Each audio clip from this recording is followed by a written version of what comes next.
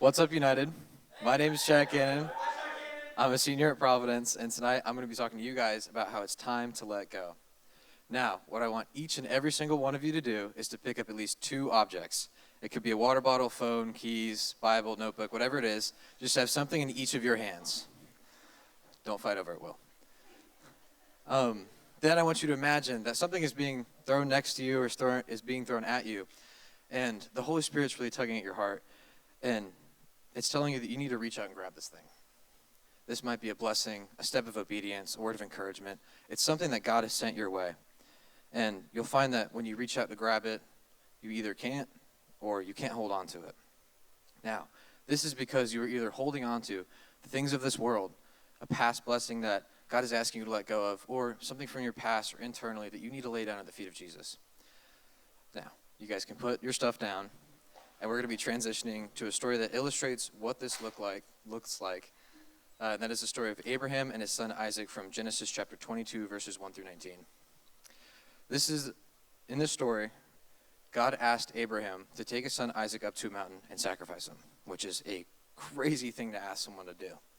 But because of Abraham's obedience, faith, and trust in God, he took his son Isaac, he took some servants, and they went to the base of this mountain. Once they got there, Abraham had told his servants that him and Isaac were both going to go up, worship, and come down together. Now, if we're looking at it from Abraham's perspective, you would wonder, if you're going to go up to the mountain and sacrifice something, how are you going to come down with it? This is because Abraham had full faith and trust in God that his son would be spared. Abraham didn't know how, but he knew somehow that God would spare his son. Now, on the way, Isaac was carrying the wood, the fire, the rope, and the knife. Everything you need to have and do a burnt offering, except the sacrifice itself. So Isaac asked his father, "Father, where's the sacrifice?" And Abraham simply told him, "The Lord will provide," which very, very confusing, in my opinion, but everyone was trusting their father a whole bunch here. So once they got to the top of the mountain, Abraham bound his son Isaac, he put him on the altar, and as he was about to sacrifice his son, we'll pick up in verse 11. But the angel of the Lord called out to him from heaven, "Abraham, Abraham." "Here I am," he replied. "Do not lay a hand on the boy," he said. "Do not do anything to him. Now I know that you fear God, because you have not withheld me from your son, your only son." Abraham trusted God. He went up the mountain with open and empty hands, ready to receive the blessing and the promise that he had set before him. Abraham looked up after the angel had told him that, and he saw a ram caught by the horns in the bush. So Abraham took this ram, tied it up, put it on the altar, and sacrificed it in place of his son Isaac. As Christians, we need to sacrifice things, because that is worship to God. So, we're teenagers, most of us in here, so we're not going to be sacrificing our son, probably anytime soon. But, nevertheless, we need to sacrifice. So then we can turn to Romans chapter 12, verses 1 through 2, which reads, "Therefore I urge you, brothers and sisters, in view of God's mercy, to offer your bodies as a living sacrifice, holy and pleasing to God. This is your true and proper worship. Do not conform to the pattern of this world, but be transformed by the renewing of your mind. Then you'll be able to test and approve what God's will is, his good, pleasing, and perfect will." This tells us that we should sacrifice everything.